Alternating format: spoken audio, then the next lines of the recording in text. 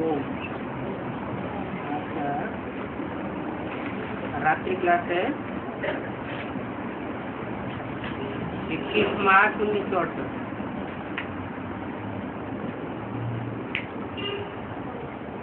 ऊंच से ऊंच है एक भगवान।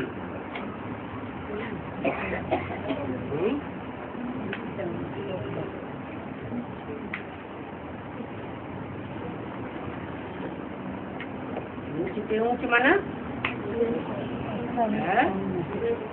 हाईएस्ट।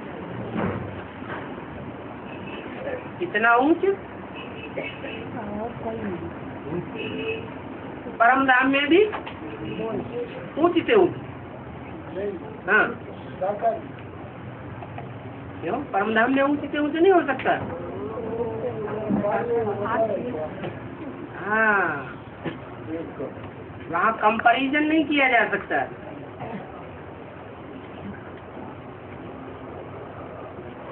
और कंपैरिजन तो इस दुनिया की बात है।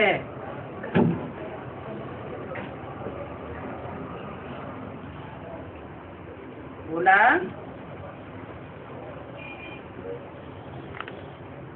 भगवान माना सुप्रीम गॉड फादर।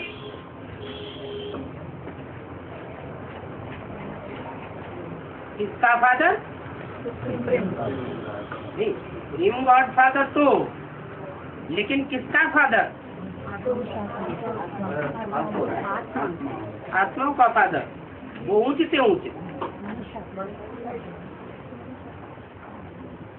ऊंच से ऊंच जब कहा जाता है या नीचे से नीचे कहा जाता है तो साकार दुनिया की बात है, सोल वर्ल्ड की बात नहीं है।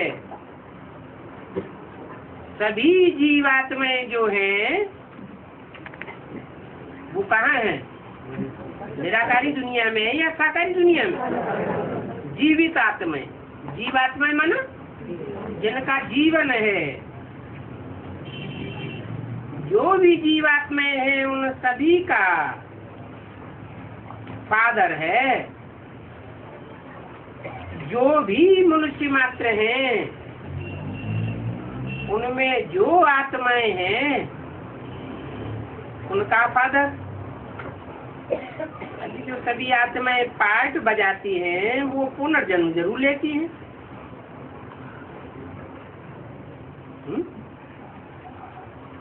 लेती हैं? अच्छा, सभी आत्माएं पुनर्जन्म लेती है।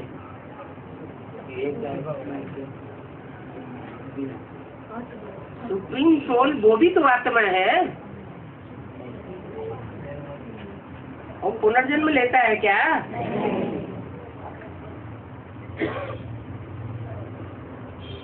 पार्ट बजाने वाली जो भी आत्माएं हैं वो पुनर्जन्म जरूर लेती हैं। तो क्या सुप्रीम सोल पार्ट नहीं बजाता? प्रवेश करता है, कैसे भी करता। आत्मा भी शरीर में प्रवेश करती है, परम नाम से आती है, शरीर में प्रवेश नहीं करती।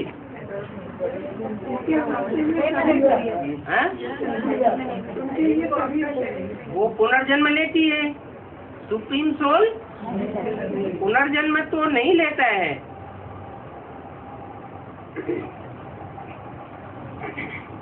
लेकिन पार्ट बजाता है कि नहीं? पार्ट तो बजाता है, परंतु उसके पार्ट का रिजल्ट पुनर्जन्म में आना नहीं होता है।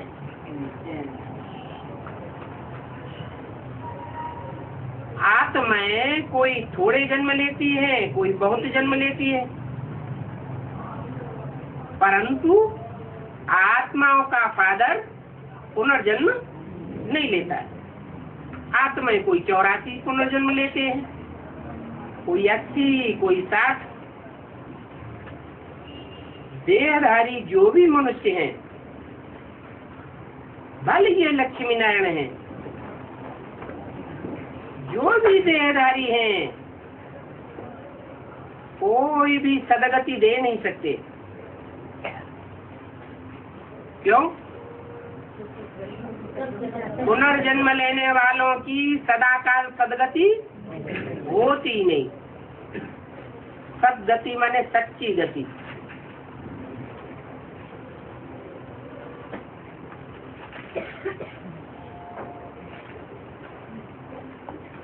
पहले पहले है स्वीट साइलेंस, वो सभी आत्माओं का घर है।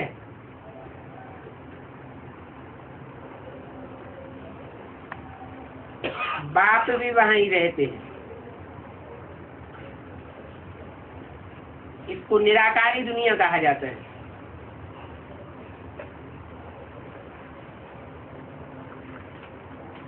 बाप ऊंचे से ऊंचे, तो रहने का स्थान भी ऊंचे से ऊंचे है।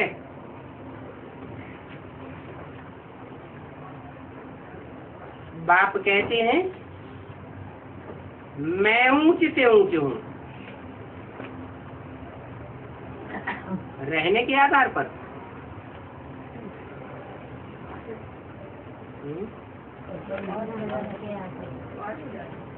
हाँ, जो भी आत्माएं हैं वो नंबरवार पार्ट बजाने वाली, लेकिन मैं ऊंचे से ऊंचे पार्ट बजाता हूँ। ऊंचे से ऊंचे धाम, परंतु मुझे भी आना पड़ता है।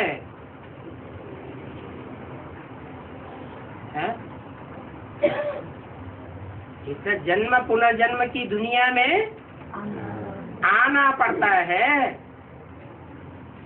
पड़ता है मन, ऐसे नहीं कि मैं इच्छा न करूं, चलो इस कल्प में रहने दूं, तो नहीं हो सकता। सभी पुकारते हैं, जो भी मनुष्य मात्र हैं, पुनर्जन्म जरूर लेना है। सिर्फ एक बाप ही है जो पुनर्जन्म नहीं लेते हैं।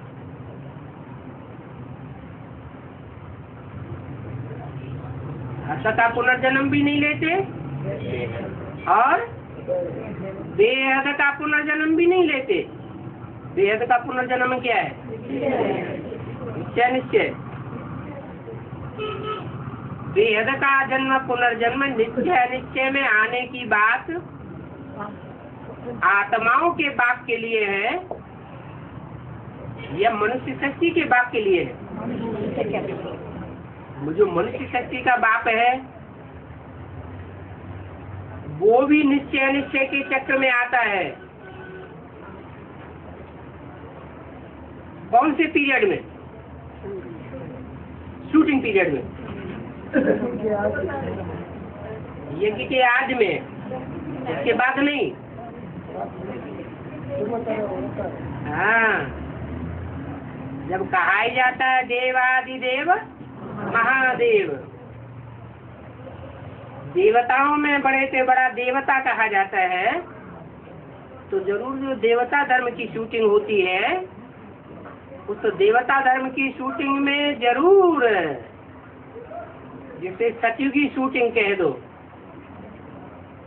सतो प्रधानता की शूटिंग कह दो, उस पीरियड में जरूर जन्म मरण के चक्र में आता है। यज्ञ के आज में भी अनिश्चय के चक्र में आया।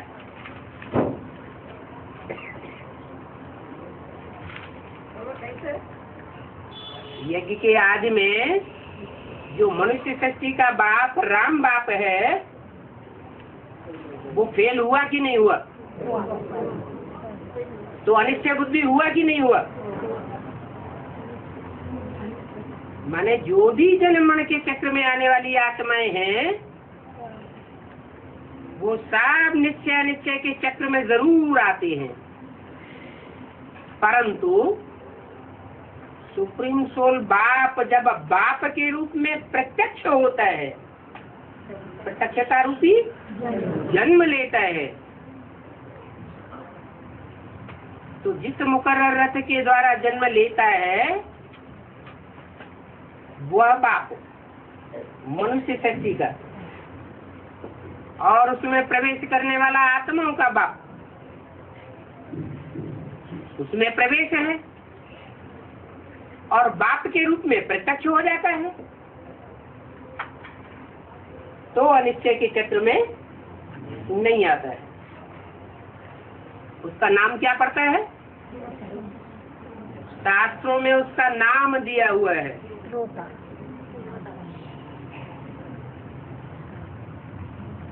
कहते हैं एक ही देवता है जो जन्म मरण के चक्र में नहीं आता। कौन? शंकर के लिए कहते हैं, भगवान के लिए नहीं कहते हैं। किसके लिए? शंकर के लिए कहते हैं।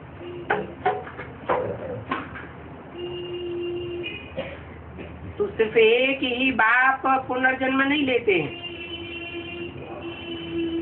बाकी पुनर्जन्म तो सभी को लेना ही है। कोई भी धर्म स्थापक हो, बाप के अलावा बड़े बड़े धर्म पिताएं हुए हैं, बाप तो है ना, ग्रेट फादर्स हैं, उनको भी हद और बेहद का निश्चय निश्चय का चक्र चलता जरूर है। बुद्ध का अवतार कहते हैं,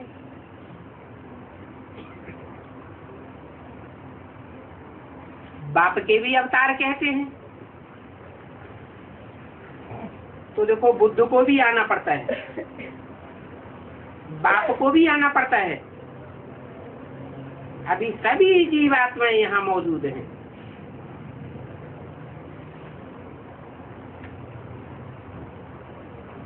वापस कोई भी नहीं जा सकता। पुनर्जन्म लेते हैं तब तो वृद्धि होती है ना।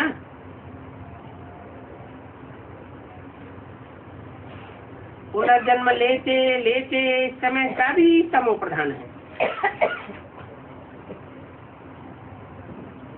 इस समय माने कब है?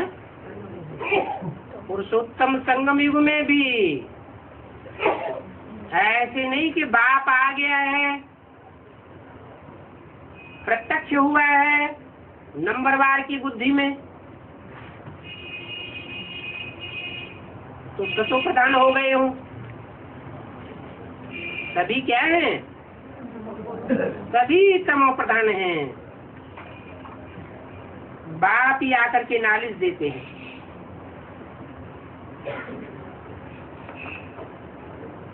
तमो प्रधान से सतो प्रधान बनने के लिए, और बाप ही नालिश फुल है। आदि मध्य अंत का नॉलेज उनमें है ही।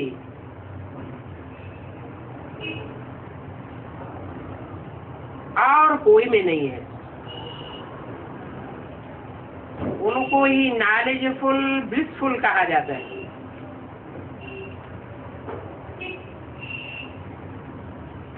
क्या उनको क्यों कहा? ब्रह्मा के तन में बोलने वाला बोल रहा है। बोलने वाला कौन है? Supreme soul Shiv. तो क्या बोलना चाहिए? मेरे को ही नॉलेजफुल कहा जाता है। ये नहीं बोला। क्या बोला? उनको ही नॉलेजफुल ब्लिसफुल कहा जाता है। क्यों? क्योंकि भविष्य के पार्ट की तरफ इशारा दिया। जो भविष्य का पार्ट संसार में प्रत्यक्ष होने वाला है, ब्रह्मा के शरीर छोड़ने के बाद वो जन्म पुनर्जन्म के चक्र में नहीं आता है, न हद में और न बेहद में। वो ब्लिसफुल कहा जाता है, एवर प्योर है। एवर प्योर और एवर इम्प्योर। कैसे कहा जाए? कैसे पता चले ये प्योर है एवर?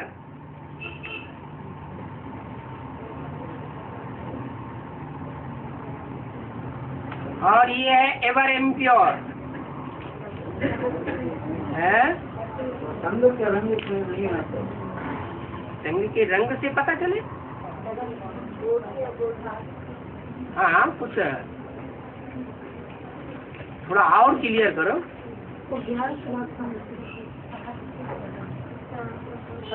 हाँ,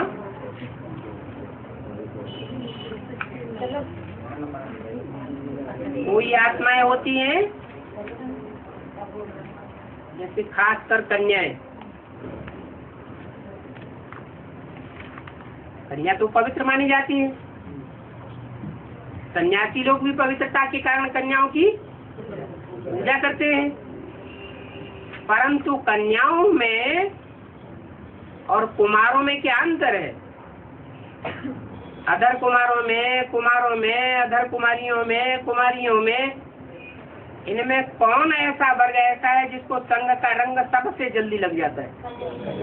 क्यों?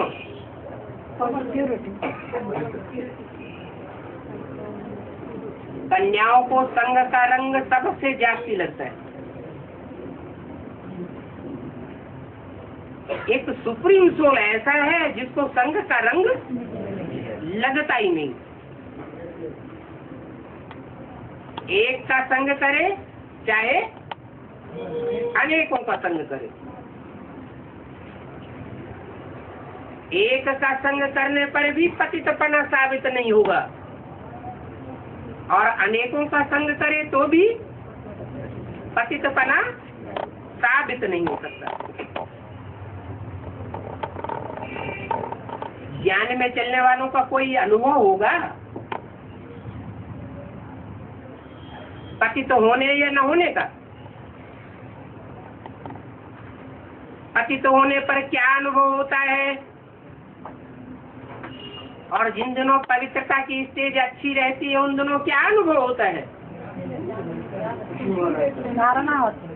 हाँ, जब पवित्रता की स्टेज अच्छी होती है, संग का रंग नहीं लगता है, तो ज्ञान बुद्धि में समाया हुआ रहता है। और जब देह अभिमानी की मिट्टी के कारण इम्प्योरिटी आती है तो क्या अनुभव होता है? कि ज्ञान बुद्धि से खिसक जाता है। तो देखो, एक बाप है एवर प्योर, बाकी सभी मनुष्य मात्र है इम्प्योर। सब इम्प्योर बनते हैं। एक बाप इम्प्योर नहीं बनता है, एवर प्योर है। ये लक्ष्मी नारायण डीटी डिनाइटी के फर्स्ट हैं।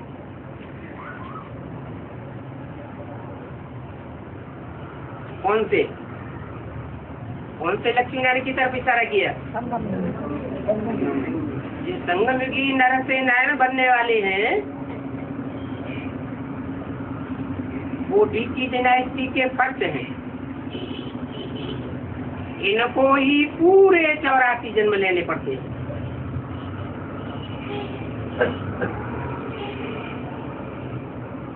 उनके जो बच्चे पैदा होते हैं, नर नारायण बनने वाले के जो बच्चे पैदा होते हैं सत्युग फर्स्ट जन्म में,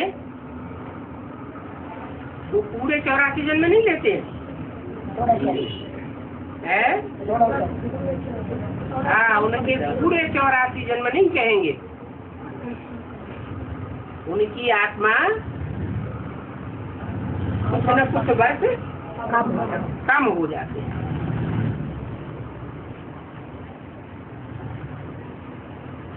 पुनर्जन्म यहाँ ही लेते हैं सब, और फिर अंत में बाप आकर सभी को पवित्र बना कर ले जाते हैं।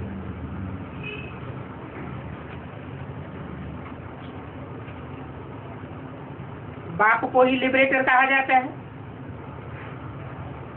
काहे से लिबरेट करते हैं?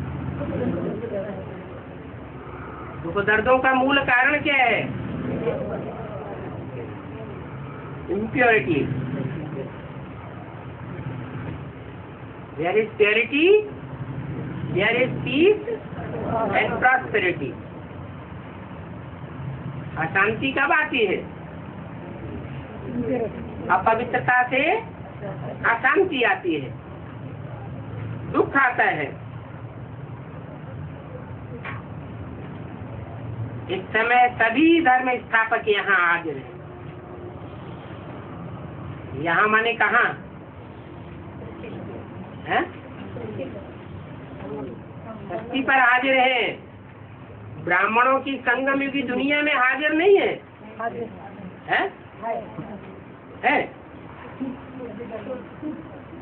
परम धाम से आने वाला जो इब्राहिम, बुद्ध, क्राइस्ट, गुरु नानक है, वो ब्राह्मणों की दुनिया में हाजिर है? वो हाजिर नहीं है, परंतु वो जिसमें प्रवेश करता है वो इस समय हाजिर है या नहीं है? हाजिर है। वो इस समय हाजिर है।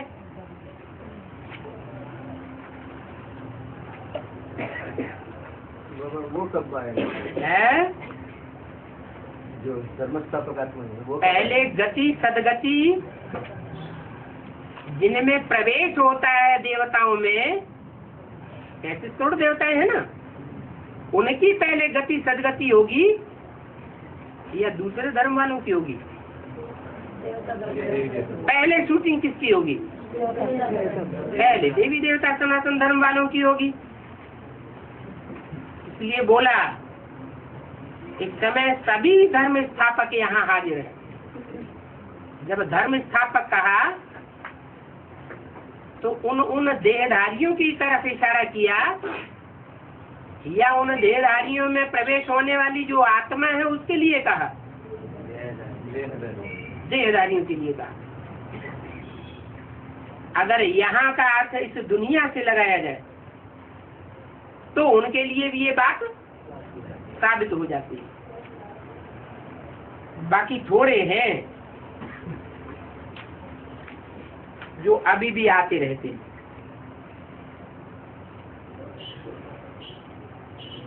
कहाँ से? परम धाम से आते रहते हैं। माने अभी भी परम धाम में कुछ आत्माएं हैं जिनका आना लगा हुआ है, वृद्धि होती रहती है।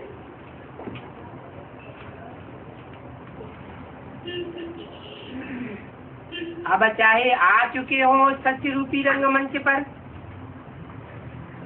चाहे आ रहे हो और चाहे वो आत्माएं आने वाली हो, जो भी जन्म मरण के चक्र में आने वाली आत्माएं हैं,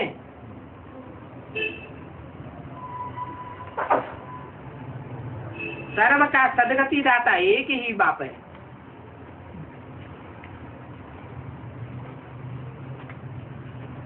गति देने वाला और सदगति देने वाला। गति कैसे होती है?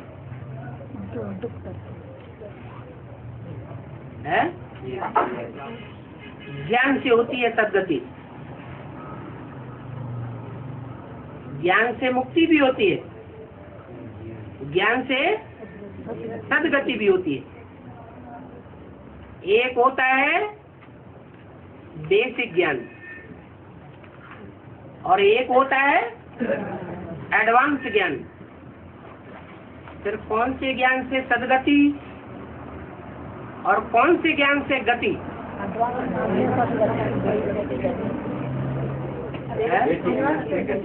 बेसिक नॉलेज से सिर्फ होती है गति। आत्मा ऐसी गतिवान हो जाती है और वो बेसिक ज्ञान इस मनुष्य सृष्टि की सर्व मनुष्य आत्माएं लेती है और क्या पाती है? गति पाती है, गतिशील हो जाती है शांति धाम जाने के लिए। परंतु सदगति किनकी होती है? जो एडवांस ज्ञान धारण करती है उनकी सच्ची गति होती है। सच्ची गति भी दो प्रकार की है। क्या? एक तो शरीर में रहते रहते सदगति, और दूसरी है शरीर छूट गया साकार, फिर दूसरों में प्रवेश करके एडवांस नॉलेज लिया, उन आत्माओं की भी सदगति होती है। परंतु ऐसी भी आत्माएं हैं जो शरीर तो छोड़ेंगी विनाश काल में, अकाले मौत होगी, प्रवेश भी करेंगी, परंतु उनकी न अव्वल नंबर की सदगति होगी न द्वैम नंबर की। कैसी सदगति होगी? नहीं, थर्ड क्लास सदगति होगी। थर्ड क्लास सदगति कैसी? हाँ, एक सदगति है इसी जन्म में इसी शरीर से हम सुख भोगे, दुख न भोगे। दुनिया में कुछ भी होता रहे,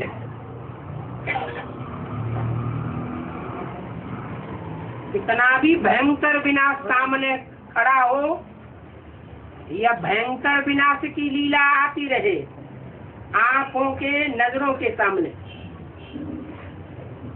परंतु अपनी खुशी न जाने पाए, उनकी होती है फर्स्ट क्लास सदगति। कितने होंगे? है?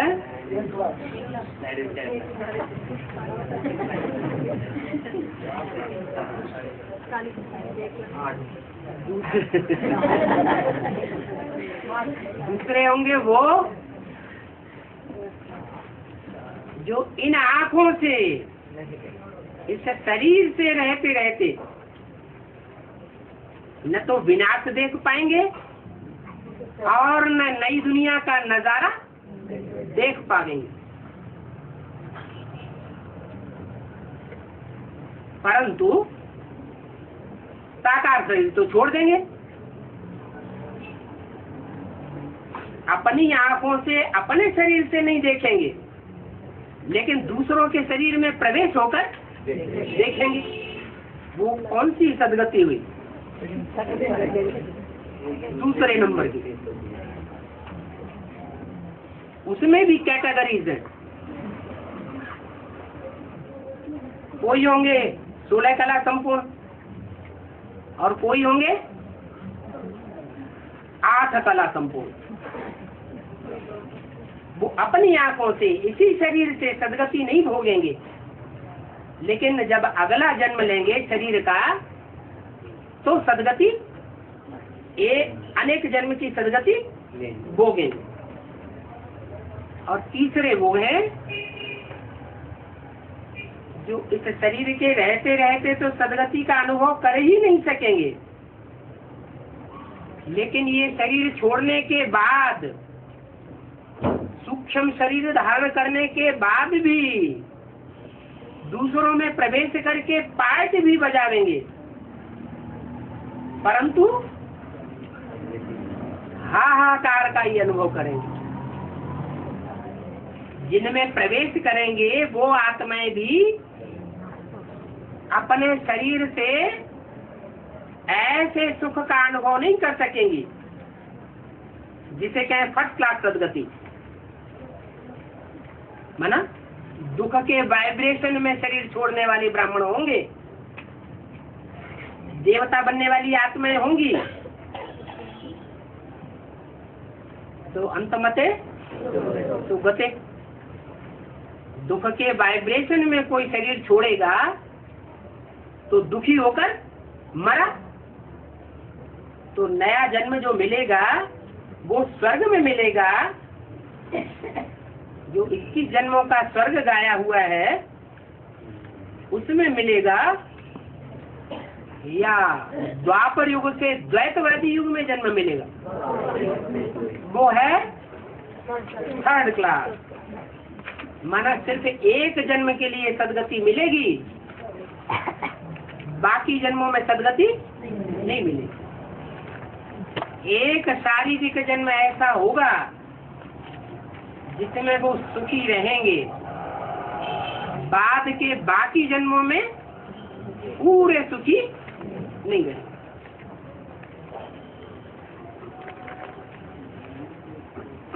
शांति धाम हो व सुख धाम हो, तुम बच्चों को बाप दोनों धाम का मालिक बनाते हैं। क्या तुम शांति धाम के भी मालिक बनते हो? अरे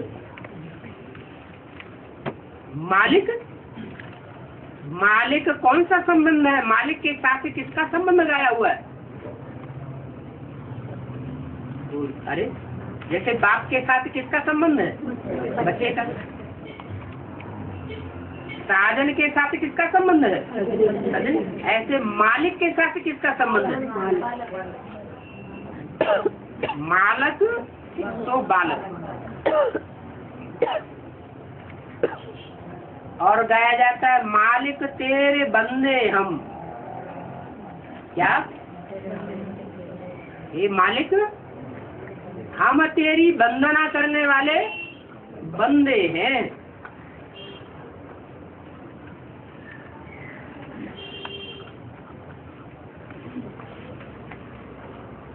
तो मालिक के बालक बनना है या मालिक हम सलाम करने वाला बनना है? बालक बनना है?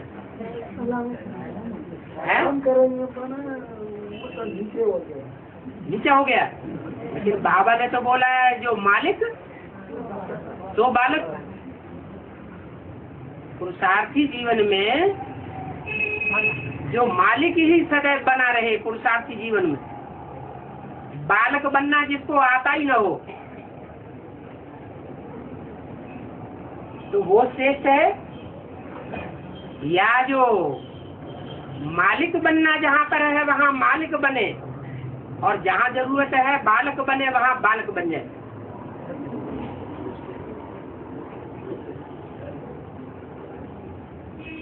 ये अपने को चेंज करने की पावर होनी चाहिए,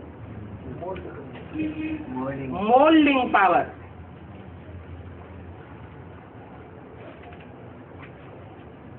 और मोल्डिंग पावर जिसमें ये होगी कि जब चाहे मालिक बने ज्ञान का आधार लेकर, और जब चाहे बालक बने।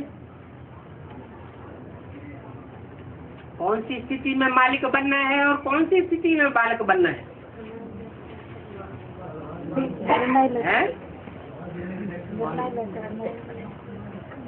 बाप जब कहे कि बोलो तुम्हारा विचार क्या है, कोई स्थिति परिस्थिति आ जाती है, कोई समस्या आ जाती है और उस समस्या का समाधान करने के लिए पूछा जाता है तुम्हारा क्या विचार है, तो अपने विचार को क्या बन करके बतावे, कौन सा रूप धारण करे? हाँ, मालिक बन करके बताए कि हमारा विचार ये है, ऐसा होना चाहिए ज्ञान के अनुसार।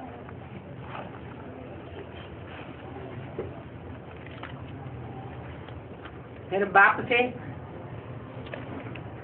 फैसला हो जाए कि ऐसा होना है। बल तुम्हारा विचार ये है, बच्चों का विचार ये है, लेकिन बाप ने फैसला किया ऐसा होना चाहिए, तब कौन सा रूप धारण कर ले? बालक का रूप धारण कर ले। कोई भी क्यों, क्या, कैसे की क्यों नहीं होनी चाहिए। तो कहेंगे मालिक सो बालक। तो ऐसी स्थिति मोल्डिंग पावर की धारण करने वाले शांति धाम और सुख धाम दोनों के मालिक बनते हैं। और ऐसे बच्चे जो हैं वो तुम ही हो। क्या? जो मालिक भी बनते हैं और बालक भी 1 सेकंड में बन जाते हैं। ऐसी मोल्डिंग पावर है। वो बच्चे तुम ही हो। माने न ये है, न इनके फॉलोअर्स हैं। कौन? ब्रह्मा। और न ब्रह्मा के फॉलोअर्स।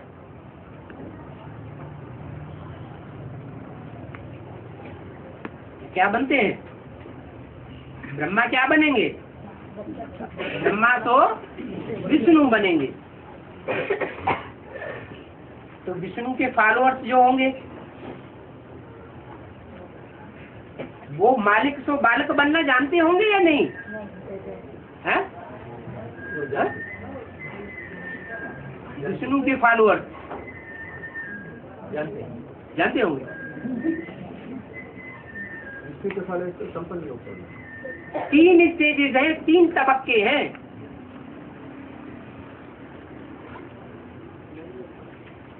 फर्स्ट तबक्का ब्रह्मा का, साकार दुनिया की ओर। सेकंड कैटेगरी का तबक्का ब्रह्मा की संपन्न स्टेज। क्या हो गया? ब्रह्मा तो विष्णु। जो सेकंड स्टेज में पहुंचने वाले हैं, ब्रह्मा के बाद विष्णु बन जाते हैं 1 सेकंड में। वो ब्रह्मा से विष्णु का पार्ट बजाने वाली विशेष आत्माएं थर्ड तबक्के की बल नहीं है, लेकिन तबक्का सेकंड है। फिर भी उनके फॉलोअर्स जो हैं वो रानी का पार्ट बजा सकते हैं। तुम्हारे जैसे राजाओं का पार्ट नहीं बजाते। तो तुम जो पहले पहले आए हो, तुम्हारी महिमा है। कहाँ आए हो? बाप को पहचान कर पहले पहले कौन आए हैं? विष्णु के फॉलोअर्स या ब्रह्मा के फॉलोअर्स हैं? दोनों ही पहले नहीं पहचानते। पहले कौन पहचानते हैं? जो परम धाम के नजदीक बैठा हुआ है।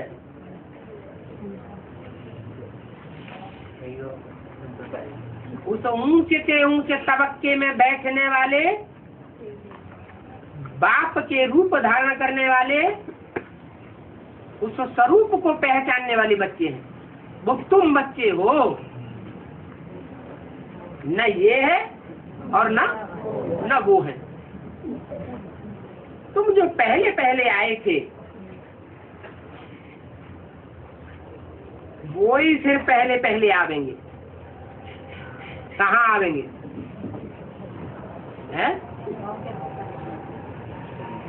कहाँ आवेंगे? शांति धाम में और सुख धाम में।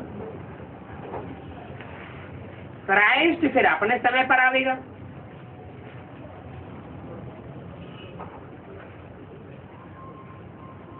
चाहे वो परम धाम से आने वाली आत्मा हो, वो तो आत्मा है।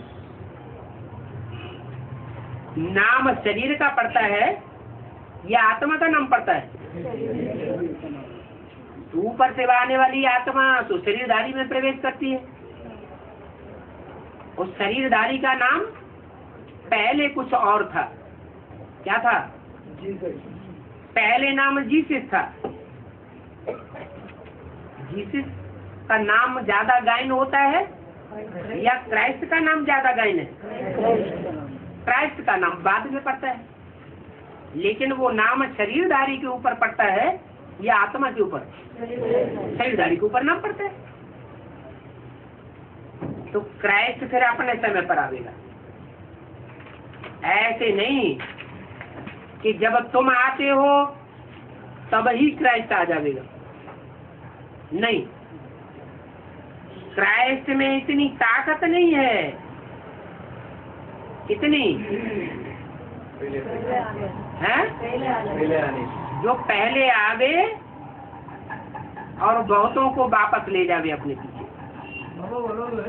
जीसस को बहुत महंगा है? क्राइस्ट का नाम नहीं लेता है, जीसस का नाम बोलता है, जीसस इज कमिंग। महिमा की बात है। दुनिया में महिमा जो है वो क्राइस्ट की ज्यादा है या जीसस की है? जो भी लिखता है ना, Jesus is coming, Jesus to save you, ऐसे लिखता है। तो ठीक है, हाँ जी, लेकिन हमको तो पता चल गया हमको तो पता है। कि जीसस कौन है और क्राइस्ट कौन है। तो क्राइस्ट में इतनी ताकत नहीं है जो किसको भी वापस ले जाए। क्या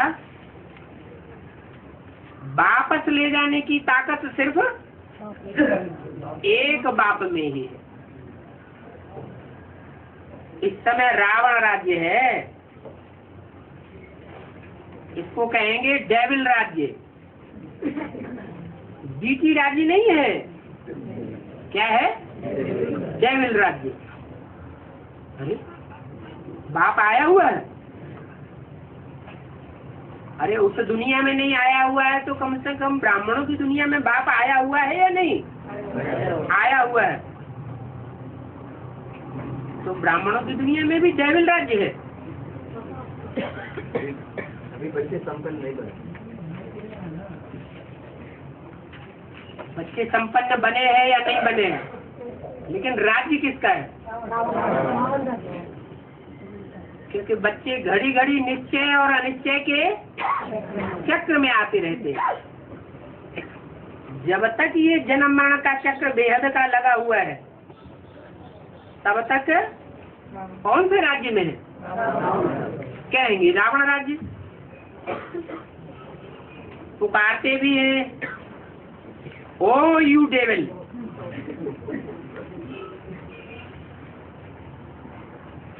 जो डीटी थे वो ही डेविल बन जाते हैं। तो औरों की तो बात ही क्या। ऐसे डेविल बनने वाले फिर डीटी बनते हैं। डेविल बनते हैं तो 84 जन्मों के विकार पूरे प्रवेश कर लेते हैं। कितने जन्मों के विकार? क्यों? पहला जन्म होता है तो कला कम नहीं होती? आत्मा में कुछ कमी आती है कि नहीं? आती है। हाँ, विकर्म नहीं होता है, लेकिन आत्मा कुछ विकृत हुई या नहीं हुई? बल कहने में नहीं आता क्या कि विकारी हुई, परंतु कुछ न कुछ ग्रेड गिर जाता है। इसलिए बोला 84 जन्मों के विकार पूरे प्रवेश कर लेते हैं। जैसे सतयुग में विकार तो नहीं थे, विकृति तो नहीं थी, परंतु सृष्टि की पैदाइश कैसे होती थी? वो साधु संत सन्यासी विद्वान आचार्य कहते हैं विकार बिगर सृष्टि कैसे पैदा होगी।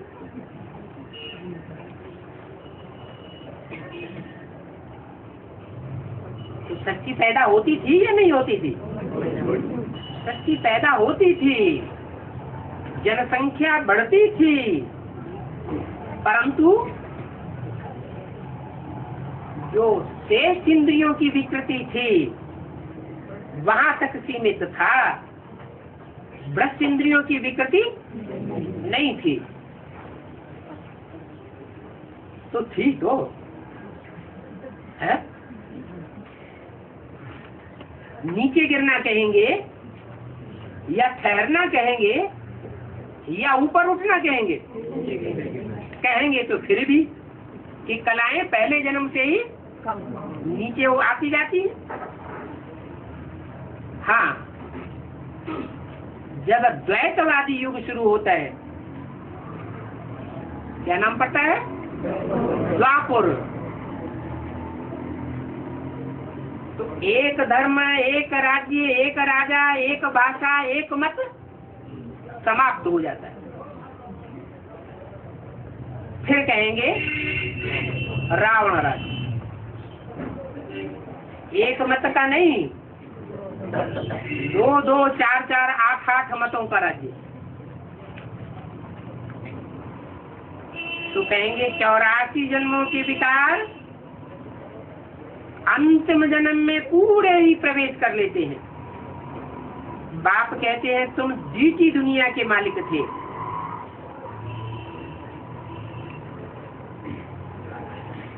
फिर रावण राज्य में तुम भिखारी बन पड़े हो। पुनर्जन्म तो सभी को जरूर लेना ही है, चाहे डीटी हो और चाहे डेविल हो। धर्म स्थापन करके वापस चला जाए,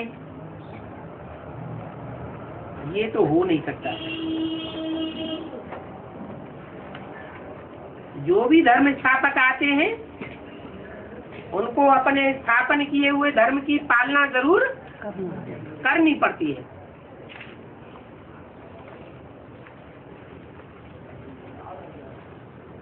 वापस कोई भी जाता नहीं है।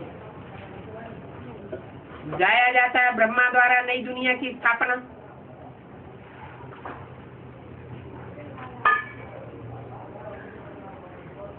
तो ब्रह्मा की सोल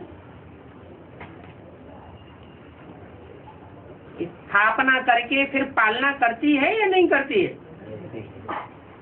ब्रह्मा तो विष्णु बन करके पालना करता है। फिर पुरानी दुनिया का विनाश।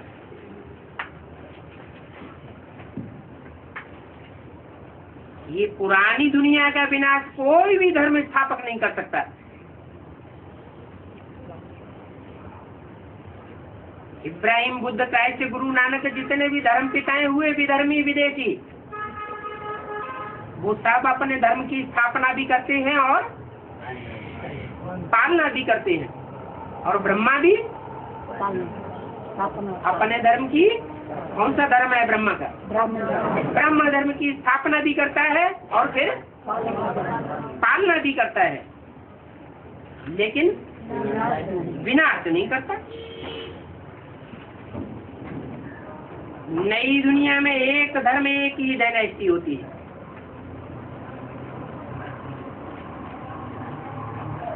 अभी वह नई दुनिया नहीं है और एक धर्म, एक डायनेस्टी भी नहीं है। ब्राह्मणों की दुनिया है लेकिन ब्राह्मणों की डायनेस्टी नहीं होती। कोई भी बड़े से बड़ा ब्रह्मा कुमार या ब्रह्मा कुमारी, बोले कोई भी कितने भी पद गद्दी नशीन हो, बड़े से बड़े मठ पंथ को चलाने वाली हो और कितने भी उनके फॉलोअर्स हो, दुनिया के बड़े से बड़े भूभाग पर कंट्रोल करने वाली हो, लेकिन फिर भी उनकी डायनेस्टी नहीं कहेंगे। ब्राह्मणों की डायनेस्टी चल नहीं सकती। डायनेस्टी माना ऐसे नहीं कि कुमार का दादी ने शरीर छोड़ा तो उनका कोई चेला होगा, वो गद्दी पर बैठ जाएगा, कंट्रोलिंग पावर उसके हाथ में आ जाएगी। ब्राह्मणों की डायनेस्टी होती नहीं, देवताओं की डायनेस्टी होती है।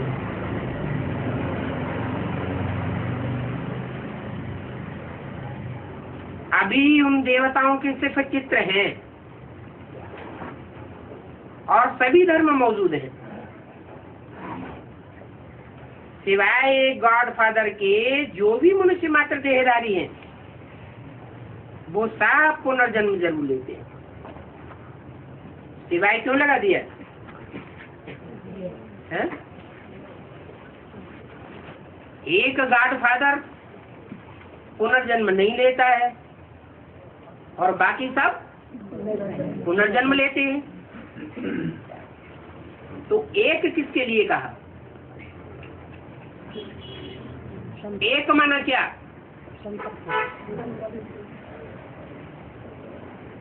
भारत है अविनाशी खंड, और भी खंड हैं परंतु वो सब विनाशी हैं। खंड खंड हो जाएंगे, खंडित हो जाएंगे, और भारत अखंड है। इसका कब विनाश नहीं होता है। नाम क्या पड़ा? भारत। जैसे ब्रह्मा की औलाद ब्राह्मण, एक मात्रा बढ़ गई ना फॉलोअर्स के अर्थ में। बच्चे के अर्थ में एक मात्रा बढ़ा दी जाती है। जैसे विष्णु की औलाद वैष्णव, शिव की औलाद शैव कहे गए। ऐसे ही ये जो भारत है ये किसकी औलाद है? अरे वो तो एक मात्रा बढ़ गई भा, तो उसके बाप का नाम क्या हुआ है? भरत। भरत माना भरण पोषण करने वाला, जिसने सारे संसार का भरण पोषण किया। जो राजाएं होते थे वो क्या करते थे? राजाओं को कोई डिस ऑर्डर करता था तो क्या करते थे? उनका भरण पोषण करते थे या राज्य से बाहर निकाल देते थे? Get out. तो कहेंगे कि सारे विश्व का भरण पोषण करने वाला? नहीं कहेंगे। लेकिन ये भारत ऐसे की औलाद है जो सारे विश्व का भरण पोषण करने वाला था।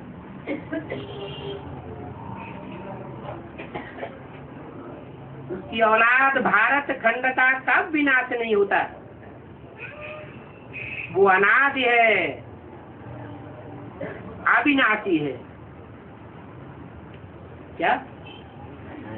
भारत खंड भी अनादि है। भारत खंड ये तो देश का नाम हो गया, और भारत माता जरूर कोई चैतन्य है जिसके आधार पर भारत माता नाम कहा जाता है। और वो भारत माता विधवा होगी या सधवा होगी? बाप तो आते ही हैं प्रवृत्ति मार्ग की स्थापना करने। उससे साबित होता है कि भारत माता विधवा नहीं थी। भारत माता के साथ कोई भारत पिता भी था।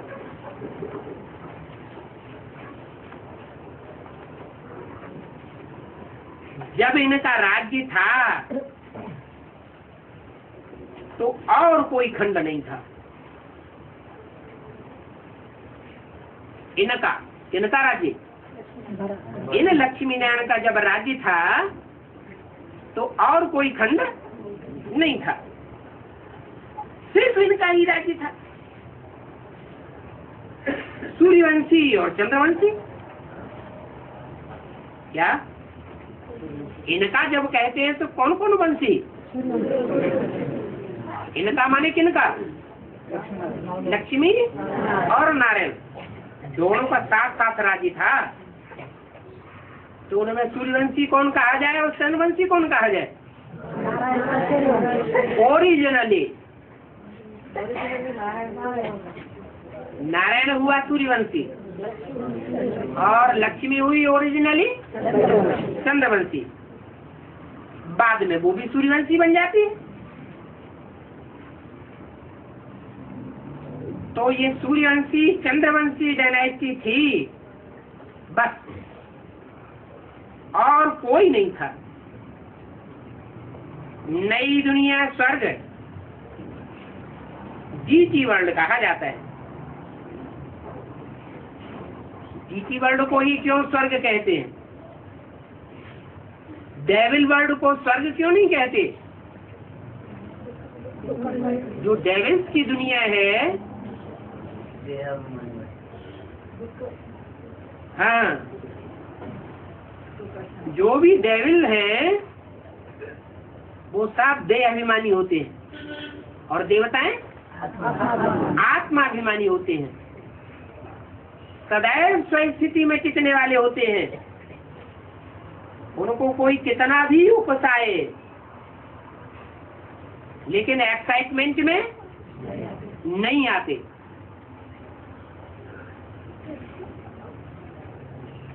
उनको उकसाया जाता है ना,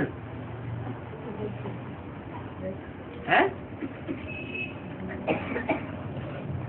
तो एक्साइटमेंट में आ जाते हैं, क्रोध आ जाता है। परंतु वो देवताएं कभी एक्साइटमेंट में नहीं आते थे। उनके लिए गीता में क्या बोला है? मनुष्यों की गीता में, यस्मान् नोद्विजते लोको लोकान् नोद्विजते च यः। जो लोगों के उद्योग करने से उद्योजित नहीं होता है, कोई कितना भी उकसाए वो एक्साइटमेंट में नहीं आते। और जो कोई दूसरों को उद्वेग पैदा भी नहीं करता है, माना न खुद दुखी होता है और न दूसरों को दुखी करता है, खुद भी हर हालत में, हर स्थिति में, हर समस्या के होने पर भी स्थिर रहता है, सुखी रहता है और दूसरों को भी सुखी और शांत ही रखता है। उनको कहते हैं जीटी। बाकी निराकारी दुनिया को स्वर्ग नहीं कहा जाता है। क्या कहा है? क्या अंतर बता दिया? जो साकार में लक्ष्मी नारायण जैसे देवताएं होंगे वो भले एक्साइटमेंट में नहीं आवेंगे, सुख भोगने वाले होंगे लेकिन दुख भोगने वाले नहीं होंगे, लेकिन निराकारी स्टेज वाले भी नहीं होंगे। तो उनको निराकार दुनिया का वासी कहेंगे या साकार दुनिया का वासी कहेंगे? तो कहेंगे साकार दुनिया का वासी। लेकिन जो निराकारी दुनिया है उसको स्वर्ग नहीं कहा जाता है। क्या? क्यों नहीं कहा जाता है स्वर्ग? नहीं, जैसे सागर है, सागर में जब तूफान आते हैं तो बड़ी बड़ी ऊंची ऊंची लहरें उठती हैं।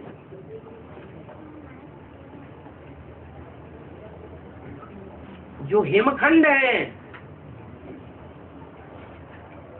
वो भी सागर में आ जाते हैं, धार धार टकराते हैं और जोर से आवाज होती है, जैसे कि विप्लव हो गया हो। लेकिन अंदर में सागर शांत रहता है। यह वास्तव में ऊपर की लहरों ऊंची ऊंची को देख करके ये कहा जाएगा कि अशांत हो गया? अंदर में शांत रहता है। ऐसे ही ये निराकारी स्टेज भी है, एक ऐसी स्टेज है जो अंदर से शांत स्टेज में, बाहर से भल किसी को दिखाई पड़े कि बहुत अशांत है।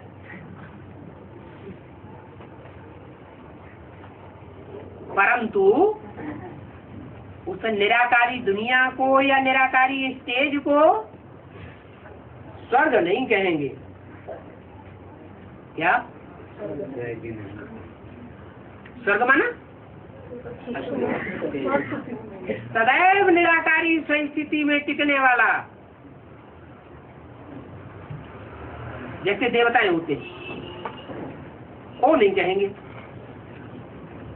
वो चाहे जब चाहे तो बाहर से दिखाने के लिए विकराल रूप भी धारण कर सकता है, क्योंकि निराकारी स्टेज माने बीज रूप स्टेज, और बीज माना बाप। क्या? जैसे बाप कभी कभी बच्चों के सामने विकराल रूप धारण करता है, बच्चे डर जाते हैं। तो क्या वास्तव में बच्चों के लिए बाप विकराल होता है? नहीं होता। ऐसे ही ये निराकारी दुनिया को, निराकारी स्टेज में रहने वाले को स्वर्गवासी नहीं कहेंगे। क्या? वो सुख भोगता है, ऐसे नहीं कहेंगे। क्या कहेंगे? शांत है, वो सीट साइलेंस होम की स्थिति है, निर्वाण धाम बासी कहेंगे। वाणी से परे की स्थिति, आत्मा का ज्ञान सिवाय बाप के कोई दे नहीं सकता। एक ही बाप है जो निराकारी स्टेज में रहने वाली आत्मा के स्वरूप का ज्ञान देता है। और आत्मा बहुत छोटी बिंदी है, अति सूक्ष्म है, और सभी आत्माओं का फादर है सुप्रीम सोल। उनको सुप्रीम फादर कहा जाता है। क्या? आत्माओं के बाप को, मनुष्यों के बाप को सुप्रीम फादर नहीं कहेंगे। क्यों? क्योंकि उसका भी कोई फादर है। उसका जो मनुष्य शक्ति का बाप है, उसका भी बाप कौन है? सुप्रीम सोल शिव, जो चित्रों में चित्र से दिखाया जाता है। एडम कहो, आदम कहो, आदिदेव कहो, किसको याद में बैठा है? वो भी शिव की याद में बैठा है, माने बाप की याद में बैठा है। वो खुद बाप नहीं है, उसका भी कोई बाप है। इसलिए शिव का नाम पहले और शंकर का नाम, बच्चे का नाम बाद में लिया जाता है। ऐसे नहीं, शिव शंकर एक ही है। अगर एक ही होते तो शंकर नाम पहले और शिव का नाम बाद में भी लेते, वो तो कभी लेते नहीं। तो सुप्रीम बाप कब पुनर्जन्म में नहीं आते। इस समय नाटक की पिछाड़ी है, यह सारी वर्ल्ड की स्टेज है, इसमें ये खेल चलता है।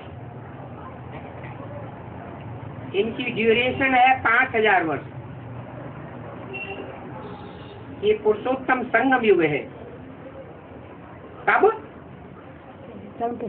जबकि बाप आकर के सभी को है उत्तम से उत्तम बनाते हैं।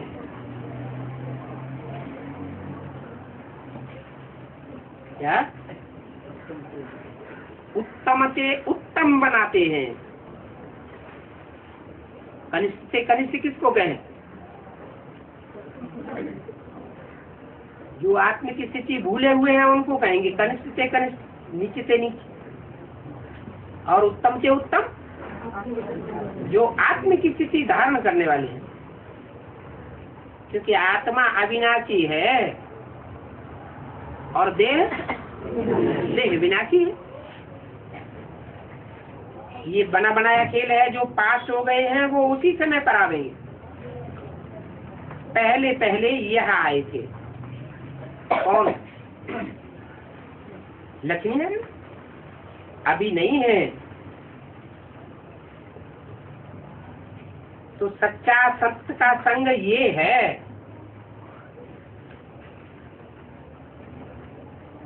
इसकी यादगार में सत्यनारायण की कथा भारत में घर घर में होती है। पहचानते हैं तब तो कथा हुई है, कि बिना पहचाने कथा करते हैं। पहचान कर कथा हुई है, लेकिन एक है भक्ति मार्ग की कथा और एक है ज्ञान मार्ग की कथा। क्या अंतर है? दोनों कथाओं में क्या अंतर है? एक है भक्ति मार्ग की महिमा, एक है ज्ञान मार्ग की महिमा।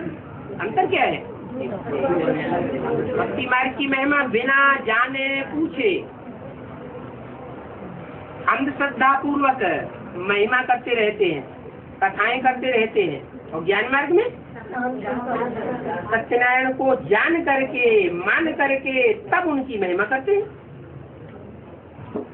तो सच्चा सत्य का संग ये है, बाकी तो सब झूठे संग हैं। उनको कहेंगे लत संग। किनको? जो झूठे संग हैं, जिनमें ऊंच से ऊंच पाठधारी को जाने बिगर ही कथाएं करते हैं, महिमा करते हैं, उनका कीर्तन करते हैं, वो सब है झूठे संग। उनको दूसरे शब्दों में क्या कहें? लत संग। उन संगों में एक दूसरे को लात मारते रहते हैं। चलो हटो, भागो, तुम्हारे लिए कोई स्थान नहीं। क्या कहा? समझ में आया? नहीं समझ में आया? आया है? जैसे वो लात मारते रहते हैं और एडवांस में लात नहीं मारते हैं, यहाँ भी मारते हैं। सत्यनारायण लात मारता होगा कि नहीं मारता होगा? नहीं नहीं नहीं। काना फूसी करके एक दूसरे से पूछो, मारता होगा कि नहीं? अरे बताओ भाई, है? जो श्रीमत के विरुद्ध कहते नहीं, अरे ये क्या बात हुई? श्रीमत के विरुद्ध सारी दुनिया चल रही है। 100% श्रीमत पर चलने वाला कोई छाती ठोक करके कहेगा कि हम चलते हैं? कहेगा कोई? कोई नहीं कह सकता।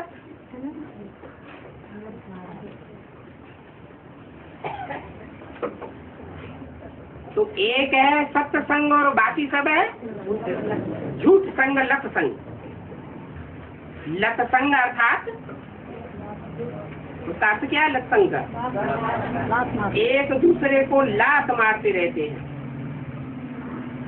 सीढ़ी नीचे गिराने के लिए। क्या?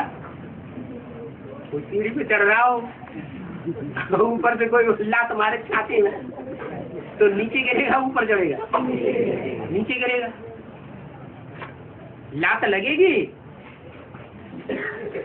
तो जो संगठन का संग है वो नहीं मिलेगा। नहीं मिलेगा तो क्या होगा? अंजाम टूट पड़ेगा। क्योंकि जो सत्य है एक, वो सारी दुनिया में तो अभी प्रत्यक्ष नहीं हुआ है। पुरुषार्थ करने वाले पुरुषार्थी हैं, उस सत्य बाप को पहचानने वाले तो हैं नंबरवार, लेकिन 100% तो कोई पहचानने वाला अपन को कह नहीं सकता। तो सीढ़ी चढ़ नहीं सकते हैं, उसको कहेंगे दो जख में गिरे।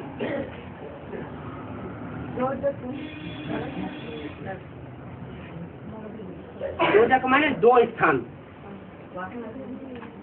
द्वैतवाद में गिर गए। बुद्धि में निश्चय नहीं रहा, ये सच्चा या वो सच्चा। ये दुनिया है ही दो जग।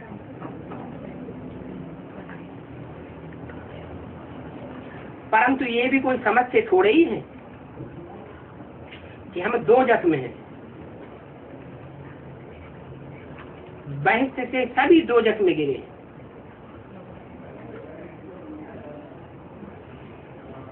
फिर बाप आकर सभी को बहस में ले जाते हैं।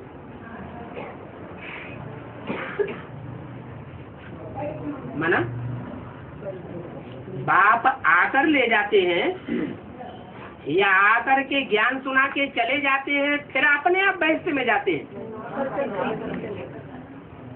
बाप आकर अपने साथ ले जाते हैं। कहाँ ले जाते हैं? बाप जाता है बहस में। जो खुद ही बहस में नहीं जाता वो ले कैसे जाएगा? है? बाप तो ऊंचे से ऊंचे धाम में चला जाता है, सुप्रीम सोल है? तो क्या ऊंची से ऊंची स्टेज से नीचे ढकेल लेता है बहस में? क्या है? बेच देता है। अकेला बेचता है, किसी के साथ बेचता है? हाँ, एक के पीछे एक बेच देता है। अच्छा, मीठे मीठे सिकिल्ले बच्चों को रूहानी बाप दादा का याद किया। गुड नाइट, नमस्ते।